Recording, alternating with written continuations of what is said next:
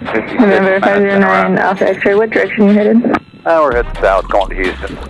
All right, everybody's buckled in for real this time? Yep, yes. Do it. Yes, sir. Okay.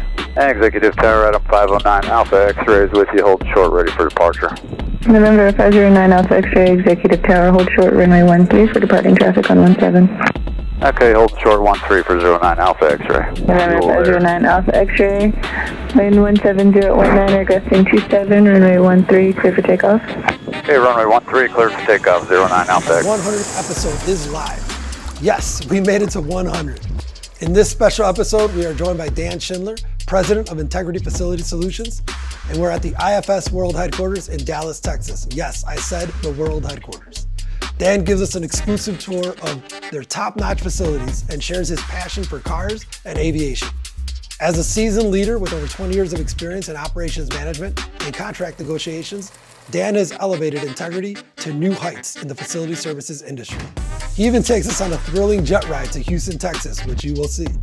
This two-part episode dives deep into Dan's journeys, his strategies for success, and his vision for the future of facility management. So whether you're in the industry or simply curious about business growth, this is an episode packed with invaluable insights. So don't miss out. Subscribe now to Cleaning and Cocktails on your favorite social media platform. And remember, we are stronger together. All right, Cleaning and Cocktails family. We are here at part 2 of this podcast with Dan Schindler from Integrity Facility Solutions. Yesterday, we got the chance to visit your beautiful office, man. And when we were there, you're like, but wait, there's more. Right. So another little special segment that we wanted to do, because you guys, the excitement that I get when I interview cleaning business owners, Dan, is there's more to you or to a cleaning business owner than just cleaning. And in this case, as you see behind us, Dan's got a great story. A great story alone in the cleaning business, which we talked about yesterday as well. But the fact that the hobby that you have, the love that you have for the cars and the planes, and just, we want to share you now. Yesterday was about the office, the workplace environment, integrity. What does it stand for? Today's, what does Dan stand for? Let's get to know Dan a little bit more. And I've got my co-host Ricky Funk here. Yes. I had to bring in the big guns. For this one. So Ricky, thank you for joining us, man. I appreciate you. And what do you think about where we're at right now? Oh, man. I'm excited. 50-50. 50-50. Yeah, because we're The gonna third part. That's the big excitement, right? So, yes. So Dan, I want to let you, introduce yourself to everybody too, but take a second to just let people know, where are we right now? Like, we're going to talk about Dan, but why are we sitting in what may look like a garage, but it's a hangar? Yeah. Why are we here? Well, one of my biggest passions is aviation. And so we're here just to kind of showcase what you can do in the janitorial business, really. For me, it's not about bragging about what the cars I have or the airplanes that I have or anything like that. It's about really being an example. As we talked about in part 1 was the inspiration piece. Yep. So this can be really inspiring for someone to see, like, you can take the vehicle of the janitorial business and create whatever life you want to create, whatever that looks like. And for me, because I came from aviation, I even have bigger aviation goals than the airplane that's sitting behind us. And so maybe we do a podcast in 5 years and my jet's sitting behind us. So, that just kind of helps you, keep pushing to the next level. And this is, as you guys know, this is a beautiful, beautiful vehicle to do that in. No, and that's, I love that you just segued for us to talk about is the potential that being in the cleaning industry, this is what it could do is you start a cleaning company, but that doesn't mean that that's it, that's all you have to do and that's all that you are defined by or what you're known for. Is it unlocks the doors. It unlocks you always opportunities. talk about that. Yeah. You always talk about that. Like, hey, I have this business, but I also have this and that. But it got unlocked by the cleaning business. Well, it's funny because early in my career, I tried t-shirt printing business. We were doing car wraps for a while. I even did aircraft detail services. Like, I kept trying to do all of these other businesses that seemed more glamorous. I was like, oh, it'd be really cool to have this, promotional business that does t-shirts and all this stuff. And then I realized, I just woke up and I was like, why am I doing this to myself? Like I have the thing right in front, in front of me that can make me wealthy, that I can build. I can go, there's no limit to it. I can go nationwide. And so I just stopped. I was like, stop the madness. So I got out of all the other businesses that I had, and I just solely focused on the janitorial because I realized it was like, man, this is the thing that's going to get me where I want to go. Yeah, and you know, and I love that you use the example of an example. Like you just wanted to talk. I wanted to share your story for that reason. Is this is a good example of a cleaning business owner that, again, cleaning is not glamorous, but it doesn't mean that we can't do glamorous things and have some fun, right? Yeah. As we're doing here, having some fun on this podcast. But it is a good example because I laugh and joke, but hey, I don't know too many cleaning business owners that are pilots. Right. Right. So when the My minute wife you always said says she married a pilot and ended up with a janitor. ended up with a janitor. So like, it's funny because I remember we're supposed to do this a couple months ago, but I remember the moment you told me, hey, you know, Rick, I have a plane. I'm a pilot. I have a passion. I'm like, stop. All right. That's it. That's the episode Yeah. right there. Like, Yeah. we got to get that out. Your story alone with integrity's phenomenal, but then it's like, you have time to do this too. So that shows you guys, you can still have time to do other things. You were just talking about having no time. I know. But like, so, you know, Ricky, you're going to get a chance to see the space. I know. I know. Thank you for joining us today, but we're going to take you back to see the space. But one thing I wanted to share with you, what Dan had everywhere on the walls, like words, value, inspiration, to make a dream. Share the statement that you have right when you walk in.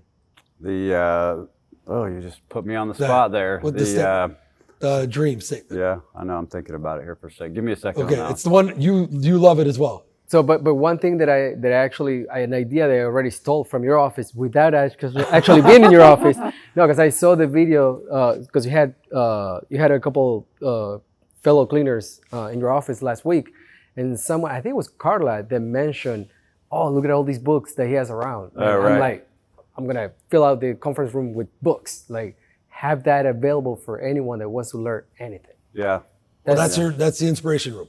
Yep, the inspiration The room. book club. Oh, okay. Yeah, because we're all I need about more insights. Yeah, so for us, and we talked about this a little bit yesterday, but it's all about personal development. And I've always lived by, if you feed back into your team, you give them time. Like they're on the clock on the payroll, and they are allowed to watch training videos that are personal development related, or read books, or be part of our book club or whatever. And that's actually like, you get paid to do this because I want to pour into you. I want you to develop yourself. And we were talking about time a second ago, and it's really true. Is everybody does the madness of the 8 to 5 or whatever your guys' schedule is, probably like 6 to midnight, right? But whatever that schedule looks like.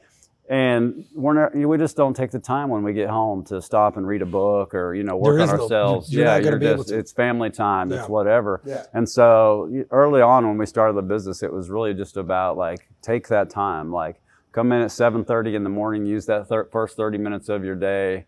Work on personal development. Watch some videos. Do those type of things. And then the thing that's really neat about it is that it actually gels the team together, because we're all working on the same material. Like we were talking about yesterday, you're working on the same material and you're like, wow, you got that out of that? I didn't realize that. And so it's really, really good. Because we talked about reading a chapter of a book with the team and recapping it with the team.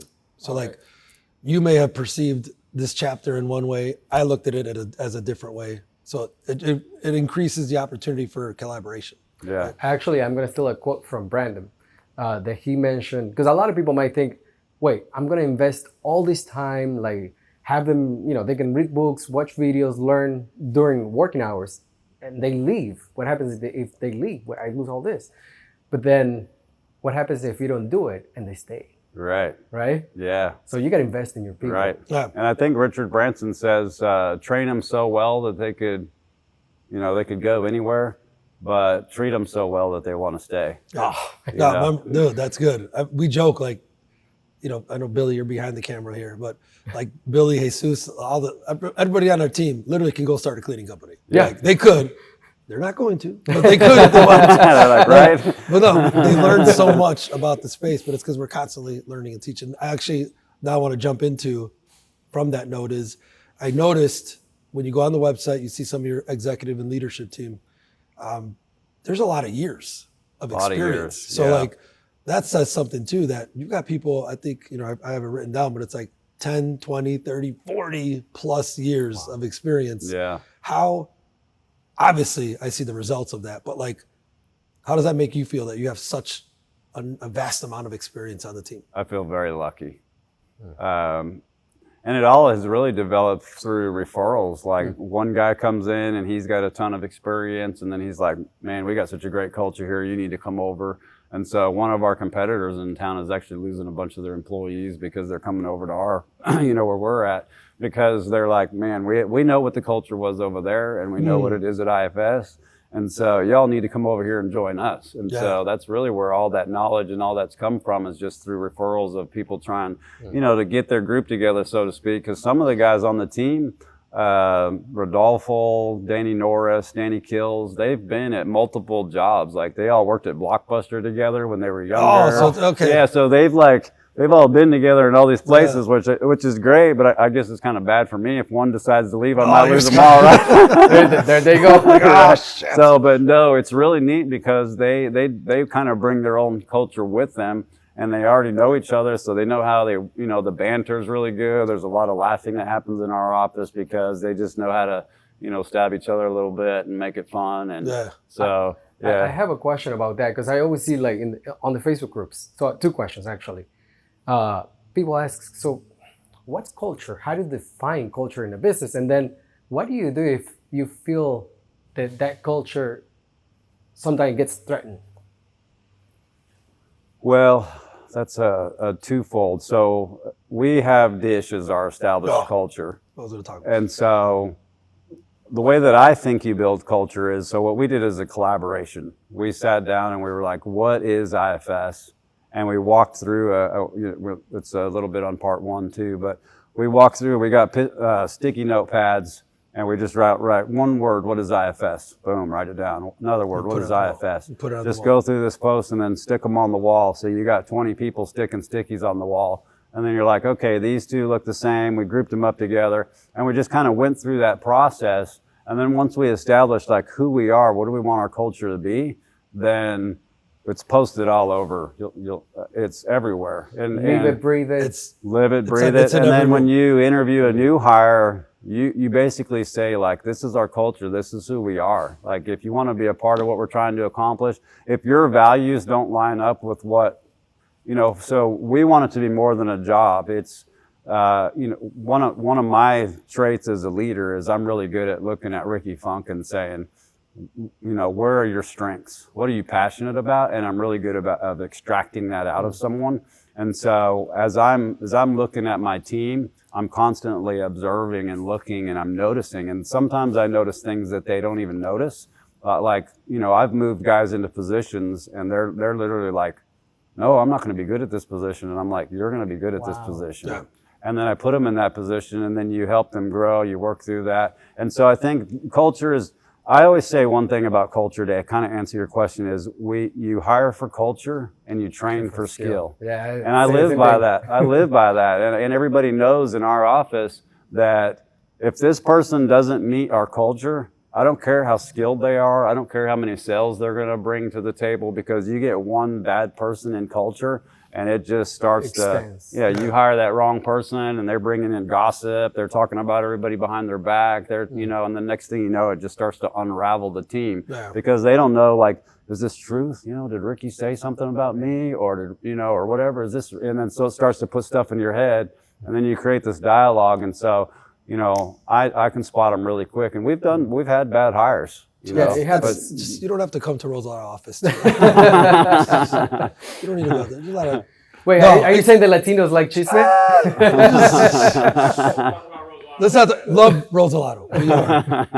No. I joke. They know. We always joke. I got 24 family members, so that is our culture. Is like that type of environment. So keeping on that line, Ricky, I wanted to say integrity. In the name, you can kind of assume what it is. But like when I was there, and as I've gotten to know you, Dan, and we last night at dinner and coming here this morning, I could see how you care so much about things that you love. At your office, you can see the same thing, right? Like morals, the principles, values, your faith-based, like that that's a fitting name, Integrity. IFS, you refer to it. Yeah. Integrity is just, it's more than just a name for you guys. So like you live by this. Yes. Right? Yes. And then explain that, like how. So, integrity is just trying to be a man or woman of character, and it's doing what you say you're going to do and follow through. And I tell everyone all the time, integrity is not, we're not perfect by any stretch of the imagination, but it's identifying when we make mistakes and trying to make it right as quick as we can. And so and as I told you yesterday, for me, integrity, the reason why I named it that is as a daily reminder of who we are as an organization. We're integrity, that's who we are. And you hear it around the office, we're integrity, we're this, we're that. And it just constantly puts it in everybody's head. So if they were to veer off, then they're gonna go, no, we're integrity, we gotta do this right, we gotta make this right. It makes you think twice. Yeah. And like, you're always reminded of like, how do we operate? Oh, that's right. We're based on integrity. We're integrity. There's our dish. I just love the dish. So I wanted to dig deeper on integrity a little bit too, as far as, again, a lot of these things, I see them come from you as a man and a father and a leader. The processes that you guys have in the business, because we were talking, like your model is more, you have the, what'd you call it again? The labor partners. Yeah, you have a labor partner model. Yep. And as you shared, the bullpen and the Chris's office, by the way, I want to go there. Let's not show that to Jack. He's He's gonna come in and be like, where's my sales director, sales office? But no, like the processes of, you guys are more of like a sales platform, right? And you said it yesterday, and I wanted to touch on that so people get an idea of, because I think you got a unique model. It's not that it's one of a kind, I think, but it's unique to a degree. Explain how integrity has grown and where it's come from and what your vision is with the business. So you want me to start from the beginning? Beginning, okay. Yeah. So we skipped that whole thing. Yeah, we did. Yeah. So the beginning is, I started out in the cleaning industry at 12 years old. And this was, I'm old enough to remember when backpack vacuum cleaner was invented. Like literally, I can tell you when we cleaned buildings and vacuum, backpacks did not exist. Wow. We used a Clark canister wet dry vac that was made out of iron, like it weighed 1,000 pounds kind of thing.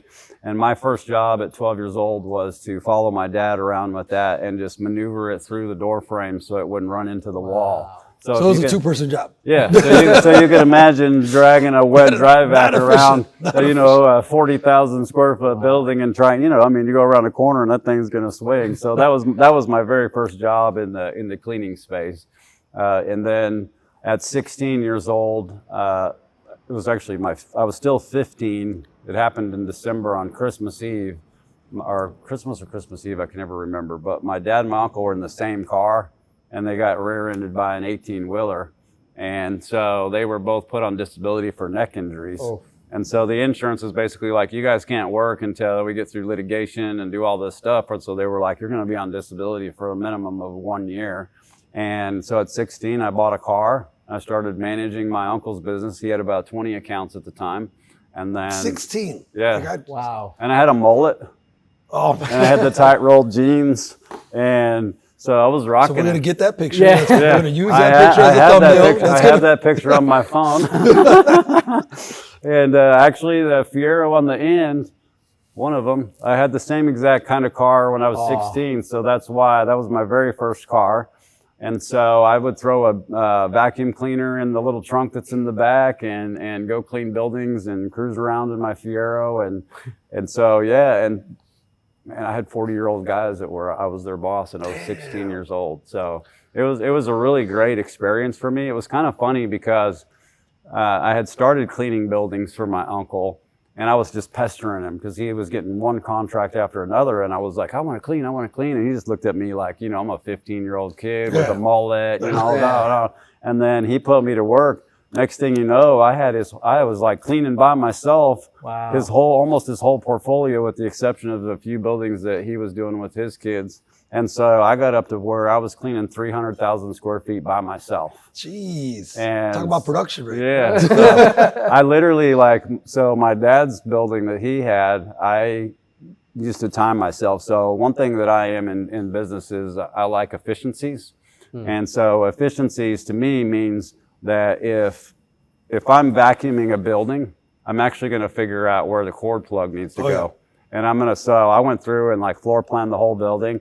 And every night I would go, okay, I'm going to shave another 5 minutes off. I'm going to shave another 5, not cutting corners. Floor care is where you... Yeah, vacuuming, vacuum. And so not ever cutted quarters, because this was in Colorado. You couldn't cut quarters. They had gravel from snow and all that stuff. Yeah. And so I would like, okay, start my watch. Okay, I'm going to start vacuuming. I got it down to where I could vacuum 42,000 square feet in an hour and 15 minutes. Oh, come on. Yeah. Because of the outlets, too. Because of the outlets, laying it out, I would make sure that certain doors didn't get closed. And so, and if you look at standard production rate, like if you said, well, a normal production rate's 3,500 square feet an hour, it should have taken me, 10 hours to vacuum that? Yeah. And so early on in the business, I really learned how to be efficient at cleaning buildings. And I think that a lot of times, especially as labor partners with subcontractors, they just look at, I'm going to get paid $1,000 to clean this building, and it's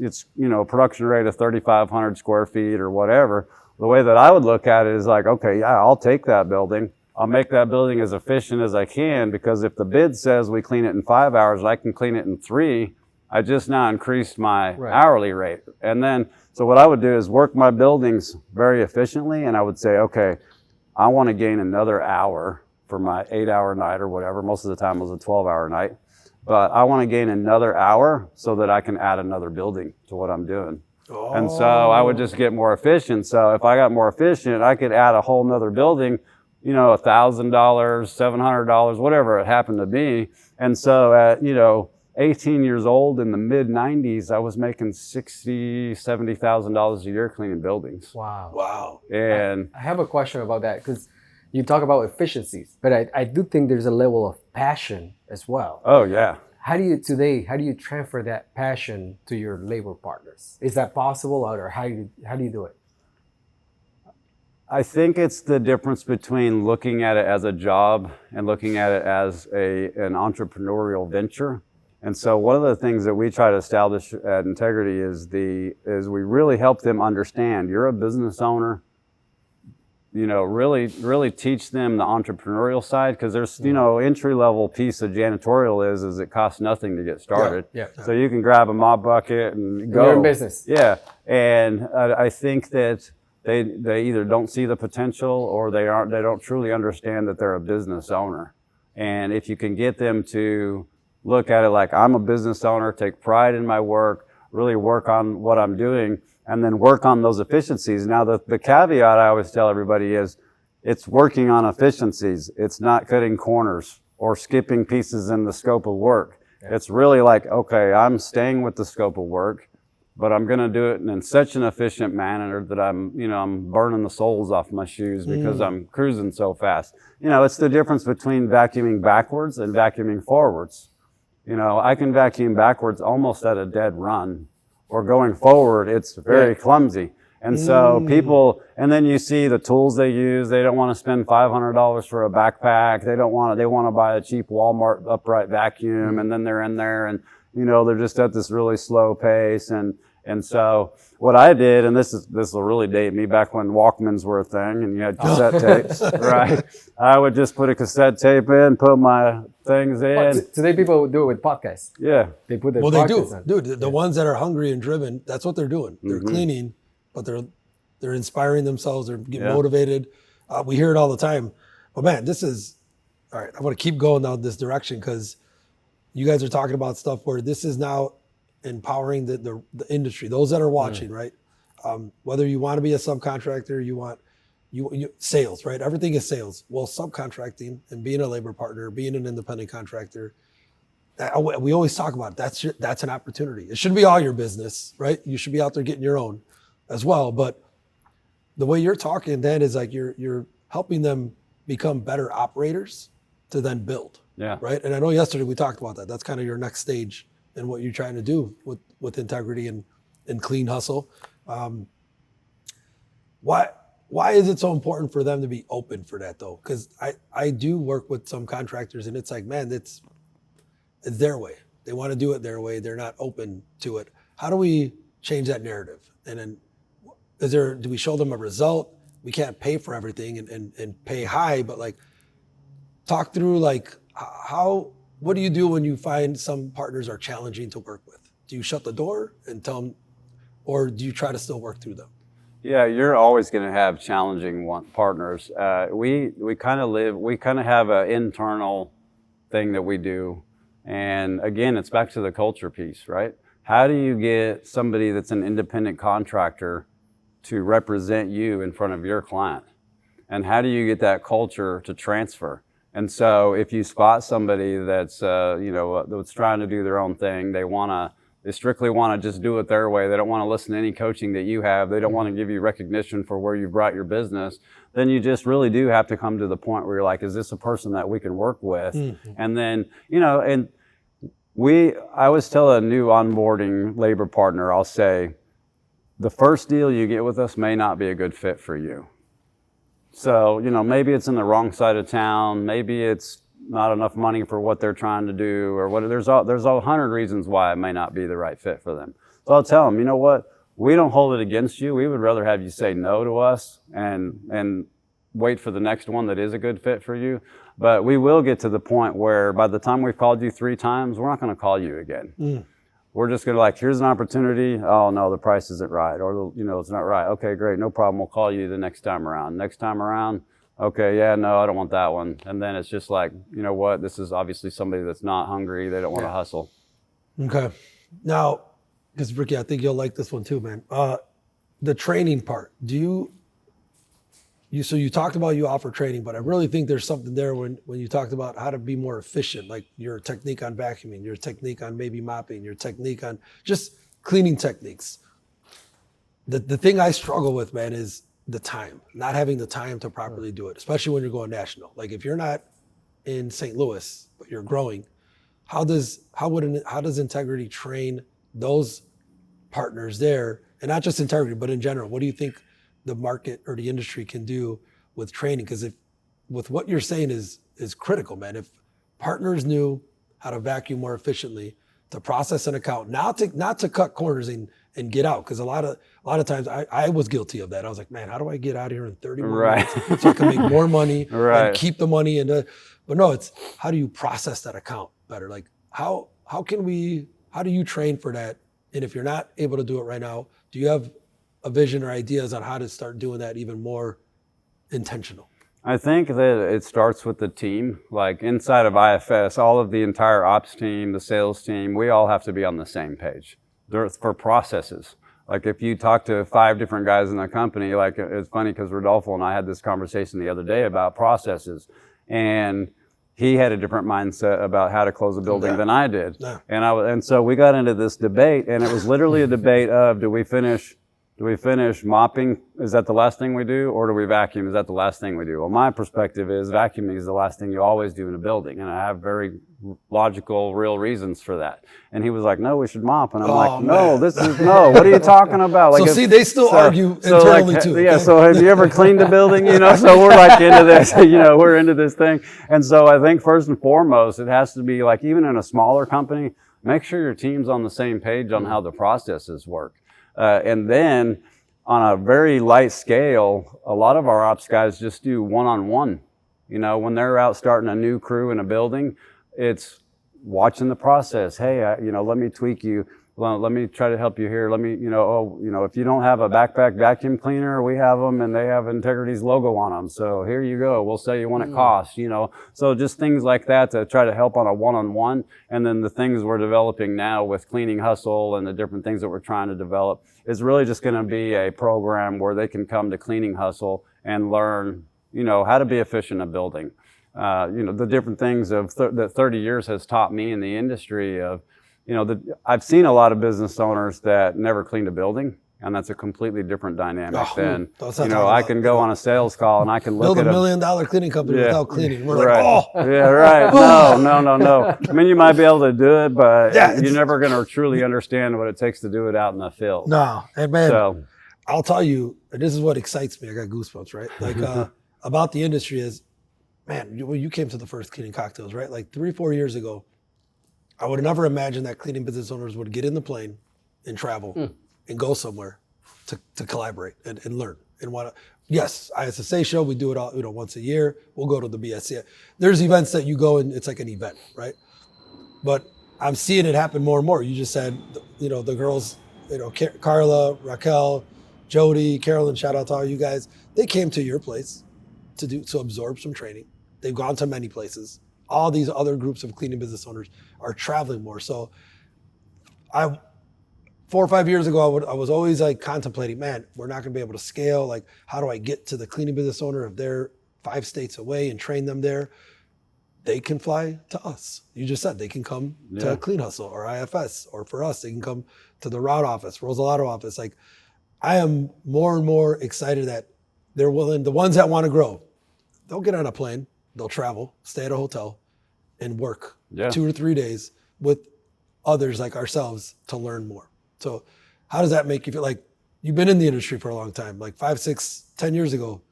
Did you ever think you'd be on a podcast or collaborating and doing the things you're doing today? No, I mean, well, the internet changed the world, really. And Facebook really changed a lot for us. I mean, I did this business back before the internet was invented, So, back when I had a pager but on the other side, the customer service side of it has completely gone to a whole nother level. When I was in the business at first, they'd page you on your pager and you'd see their number. And if you called them back by the end of the day at 5 o'clock, they were cool because they knew you had to get to either a payphone or a landline. And now it's like, man, I call you on your cell phone, you better answer. And I better, I get a resolution here within the hour. Yeah. And so, that's another one of our culture pieces we didn't talk about yesterday, is that we have a 1-hour guarantee with our clients. And basically what that says is that we're going to acknowledge that there's a problem within an hour. So whether they send us an email, they call, they text, whatever that is. And I always tell our clients, hey, the crew's probably sleeping at 10 o'clock in the morning or 8 o'clock when you call, but one of our team members is going to acknowledge, there's a problem. We're going to decipher at what level is this problem, and then if we need to get involved immediately, we will. But one of the things that the entire team knows, we have a 1-hour response time. So if we see an email that's not responded to in a prompt fashion or things like that, because that's all part of culture too. What's that sense of urgency and how is that built? And this is a business that you definitely have to have that sense of urgency. And I think that kind of goes back to what you were saying too with the labor partners, is when you're looking at somebody that you want to potentially use as a subcontractor or a labor partner, can you see a sense of urgency in that individual? Can you look at them and go, man, this guy is a hustler. He's got a sense of urgency. And then you're like, well, this is somebody I want to work with. And we've got a guy, ironically enough, his name is Ricky on our team. And he's been with our team for 16 years. Probably one of your best employees. When you call, he is. And he's that guy that no matter what it is, you call him, he's going to make it happen. Like, you could just say, man, I need you to go strip and wax the floor in Shreveport, Louisiana. And he'd just be like, I'm on it. What hotel do I stay at? Yeah, exactly. Wow. And most of the time he wouldn't even stay in a hotel. He's like, I'm spending money on that. I'll sleep in my car, Wow. And so those are the kind of guys that I look for, gals in the business, that are the ones, like you said, they're flying to places. They're hungry. They want the knowledge that it takes to scale and get to the next level and really push. And, and I can spot, I guess it's just because I've been in the industry for so long, I can look at somebody and say, that's a $10 million janitor person. That one will never break $1 million, just because it's mindset and education, constantly educating yourself. Yeah. So I had, did you have something? I had a question about tech, because we were talking about technology. And so we met. That was going to be my question. Oh, see, you guys are like synced. So we met at Cleaning Profits. Shout out. James and Angel. And one of the things that I was impressed with, because I'm a techie person, but the level of tech that you're using, the software they're using for your business, I was impressed. So my question is, did that happen naturally? Are you a techie person? Did someone actually bring it to you? How did that happen to create those systems? Yeah, I'm a total tech person, but I'm not the tech level write code. I'm just I guess you could say I'm more about processes and then finding technology that will feed that process. And so I have been, before before a lot of this software was a thing, we were using iPads. I would venture to guess we were probably the first company in Dallas Fort Worth to ever like go to a job to measure a building with an iPad, like when the iPads first came out. And back then it was just a PDF fill form, fill out the form, save it, email it back to yourself, whatever. Still manual process. Yeah, it was still a manual process, but it still gave the customer this feeling of like, whoa, these guys are coming. Yeah, they're using something on an iPad. Wow, impressive, and then, it's kind of common thread now, but, even down to a laser measure that we use now. That wasn't back in the day, I'd see my competitors out rolling, counting the tiles, counting the ceiling tiles. So, technology has always been a big piece for me. And I've always felt like it's the only way you stay ahead of the business is through technology helping. And in fact, I'm not going to say a lot about it, but we're in a full technology revamp right now at IFS, which I feel is going to push us completely to the next level. Our town hall, and we started to talk about that last night. Our town hall this year, our theme was quantum leaps. And so I've been just brainstorming and thinking like, what is that one piece that we're missing that can quantum leap our company to the next level? And I think I've got it. And so we've been diligently, I'll tell you the name since but it's called RAD. And it's RAD and IFS system.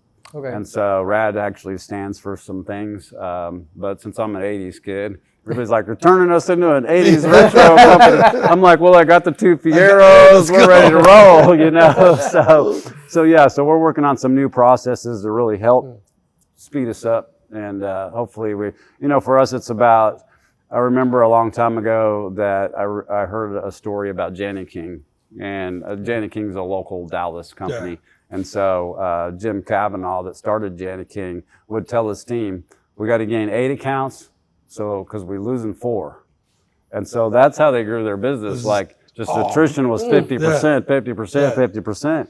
And so you look at that model and you're like, but if you would have kept the 4, and then you got the 8, multiplied even better. But I believe that technology helps with that. It helps with retention. It helps with processes. I can go into my system right now and look at the whole entire ops team is doing and never talk to any of them. Mm-hmm. I can look at their inspection reports. I can, and so break it all down. Talking our language. Yeah, right? So and it saves me because I don't have to call them, hey, how was your day? Da, da, da, da, da. I can just go at the end of the day, look at their daily activity report, look at all their inspection reports, and I can get a gauge on where all the buildings are at just by looking at random reports. But I do feel that in the business, in cleaning, like it has a lot to do with it. For example, like when we work in route, like we both clean. I used to clean. Well, you used to clean too. Not anymore. Come on, man. But hold on. This guy, hold on. Reference. Is he trying to say that he still cleans? No, reference this. Remember when we were, this is so funny. You're like, man, I had to clean for the first 2 months of my business. I'm like, 2 months? I cleaned for the first 6 years of my business. I'm really good at delegating. He goes, I was good at delegating and technology. I was like, what the shit? But when we build these tools, like we know the cleaning technician, at the end of the day, if they have to do an inspection, if they have to do something in software, we know we have to make it super simple because you're beat when you're working 6-8 hours cleaning. You don't want to do anything else. No. Yeah, the last thing you want to do is get on there. Yeah, it's like I'll get customers that'll say, well, let's put a checklist in the janitor's closet. And I'll be like, no, let's not do that. Because what's going to do is they're just going to grab it. Yeah.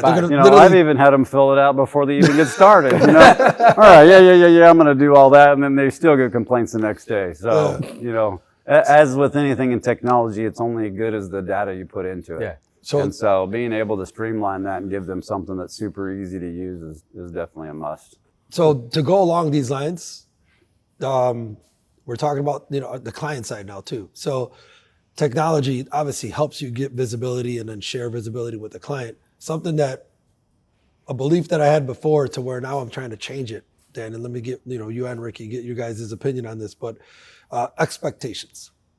So I was always in a lot of, even at the office with the team too, is like, hey guys, we got to set up client expectations. We got to understand what clients' expectations are.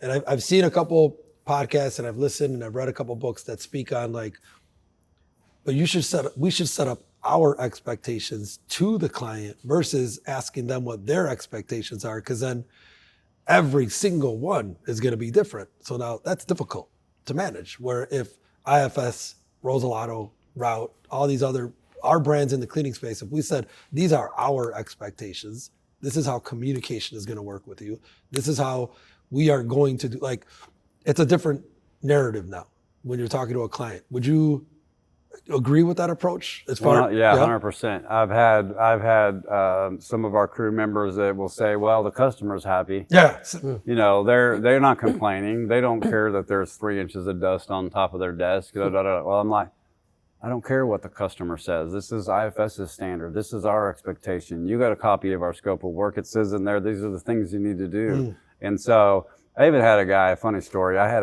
a guy who came in my office, and he literally said to my face, "I don't have to clean the building well because I have a good relationship with the client." Oh my God. And I'm like, "Say again, Say what? again. What did you just say?" And he's like, "No, like, they love me, they think I'm great, and I don't have to clean, like I can just dump the trash and leave because they really like me."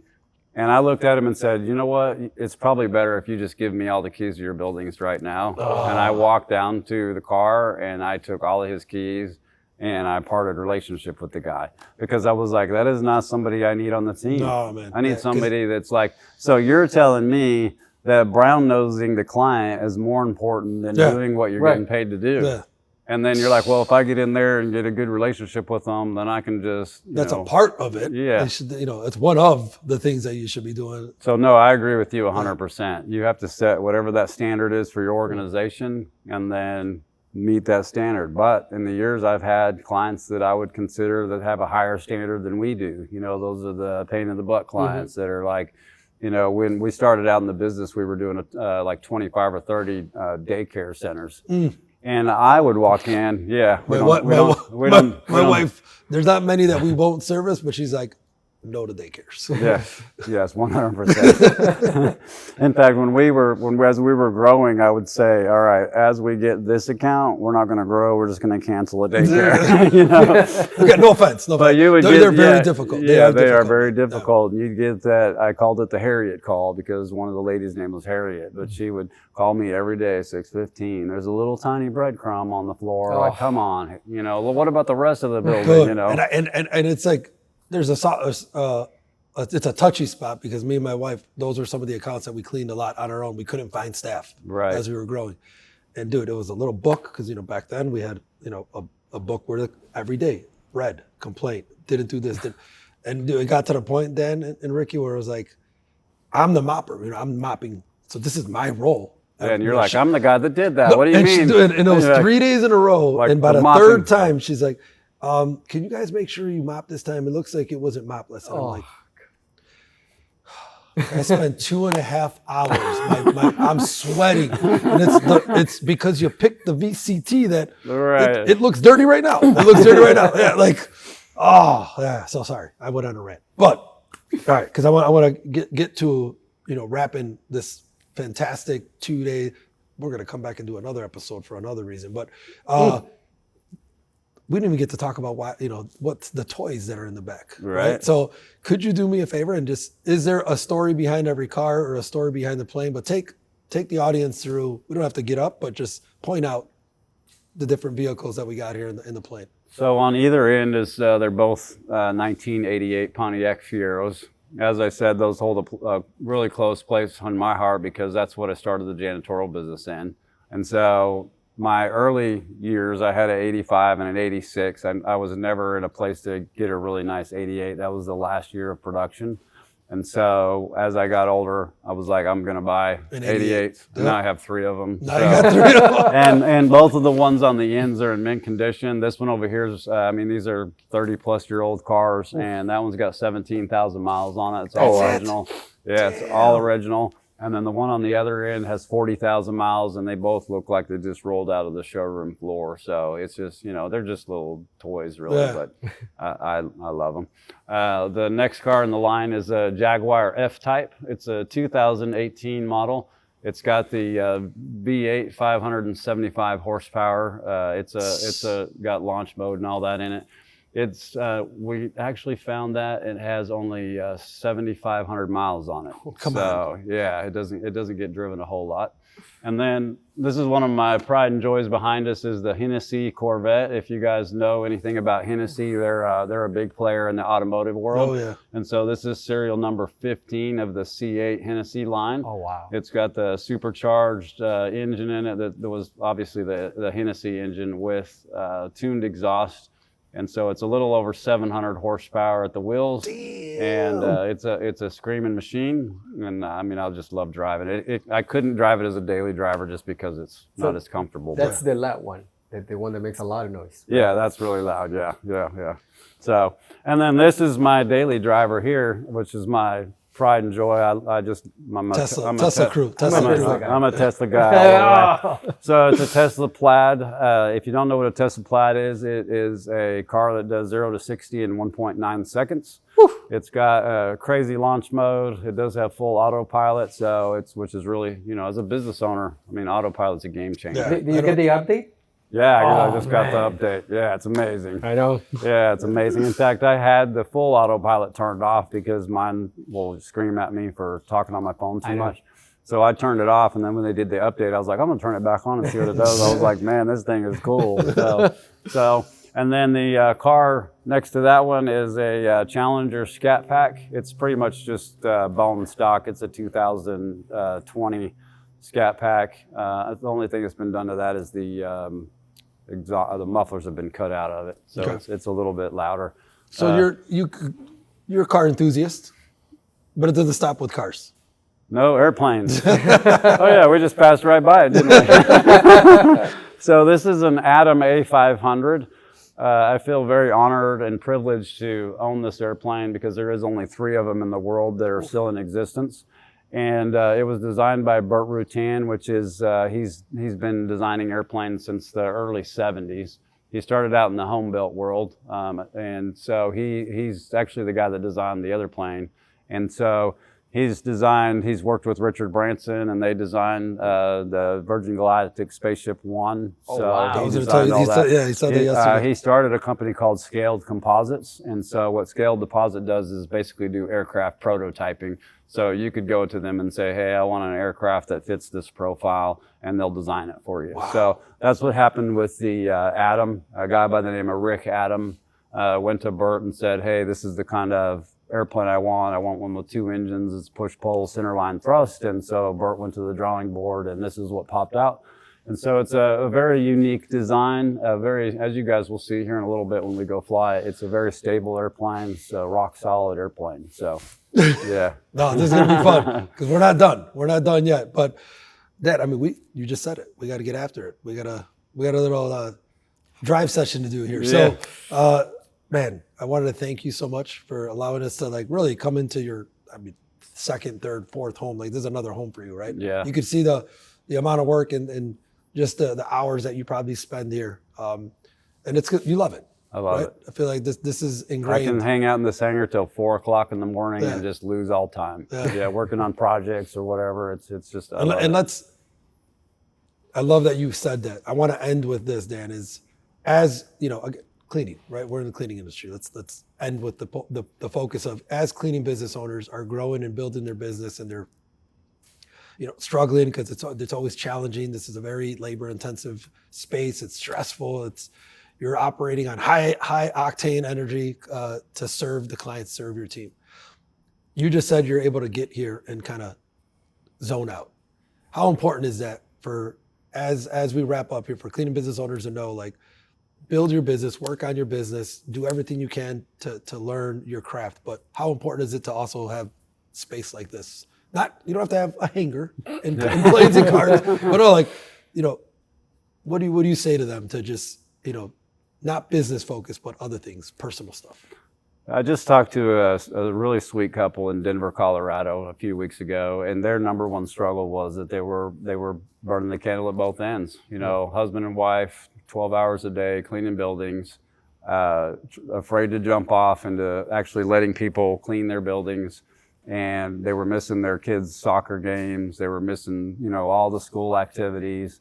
And I would say that the grind is good. Like I started the grind early in my career, but I also had a goal in mind. So grind with a goal in mind.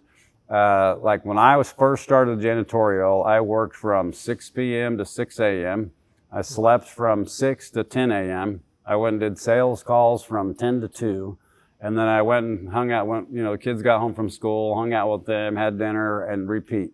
And then on the weekend, stripping and waxing floors. So I know what it's all about, like burning the candle at both ends. But I did it with the end in mind. Like if I pay now, I can have freedom later.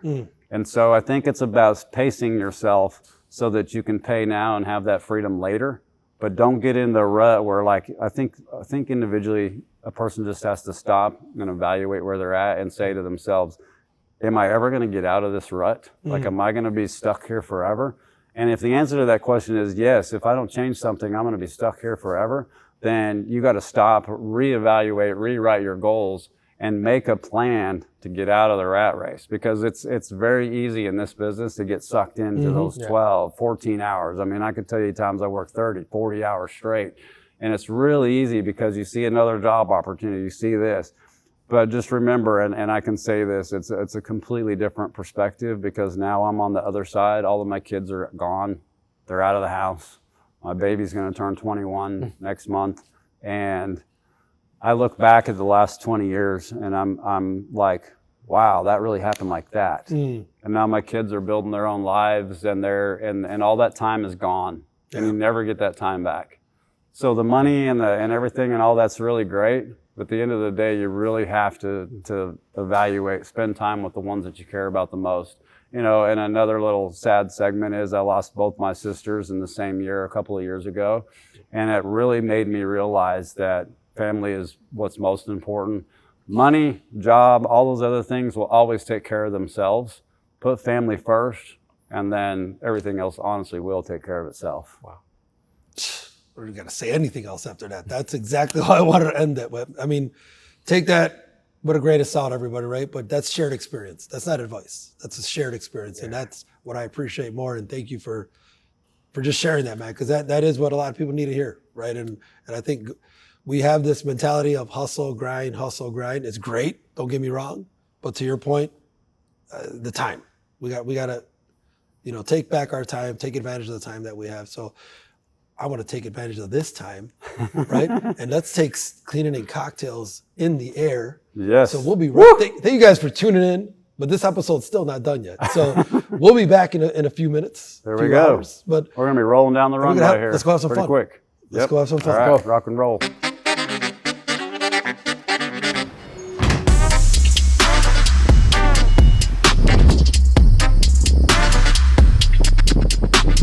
November 509 Alpha X-ray, lane 17019, requesting 27, runway 13, clear for takeoff.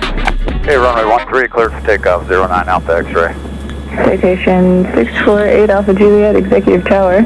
All right, Ricky, you ready to do the takeoff? Let's go. All right, put your hand on the stick. All right, I'm going to release the brakes as I'm easing in the front engine. And we're going to look for airspeed to come alive. Airspeed's alive. We're going through 33 knots, 46 knots. We're looking for 97. Okay, we're going a little bit of a boost here. All right, start easing back on the stick. Just start pulling back on it ever so slightly so the nose comes off. Can I change frequency? And then when the nose comes off, just kind of hold it there and it'll joggle into the air like that for us. We're going to push the nose forward just a little bit. All right, landing gear is coming up. That was smooth, Rick. Good job, Rick. I'll be here all day, guys. Ricky. It's like doing a figure eight mopping technique. Figure eight mopping technique.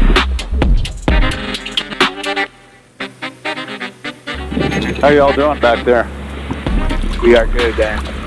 Ricky, you okay back there, Ricky? Ricky Funk, yeah, he's in. You're not saying anything back there. He's enjoying the place. Ricky Funk. Yeah, Ricky Funk.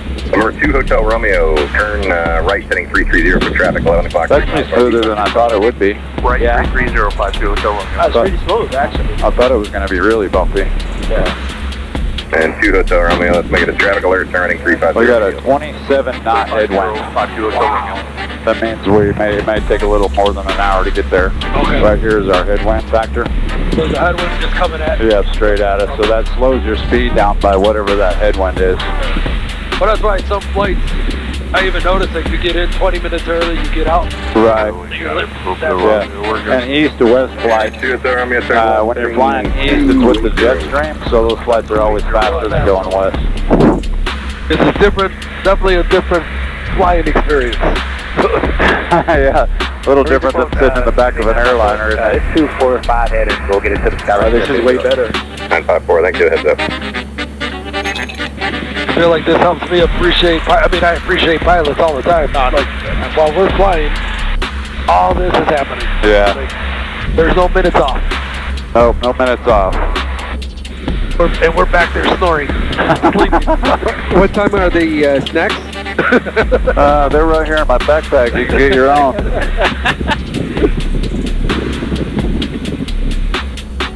So you literally know every single button, Yep, purpose, yep. where it should be. I actually did all of the install on all this avionics. So we did all the wiring. I built out all the wiring behind this panel. One thing to fly an airplane, but it's another thing to know it inside and out because you worked on it so much. No, that's what I was gonna say. Is you. So like I'll hear things in the engine that you guys would never hear, and I'll be like, "What's up with that?" You know? Because you become kind of To make it 10. You're one. You're one with the plane. yeah, you kind of get the feel. You'll feel a weird vibration, and you'll be like, "Where did that come from?" You know, those type of things. 29907. They always say that airplanes will talk to you if you'll listen. And really what that means is like if somebody has now there are catastrophic failures where an engine just implodes on itself. You know. But for the most part, if you're paying attention, You'll feel it. You know it. yeah, you'll feel it. All right, so we're down to 52 minutes left en route, and then we'll pick up a little bit of that on the descent.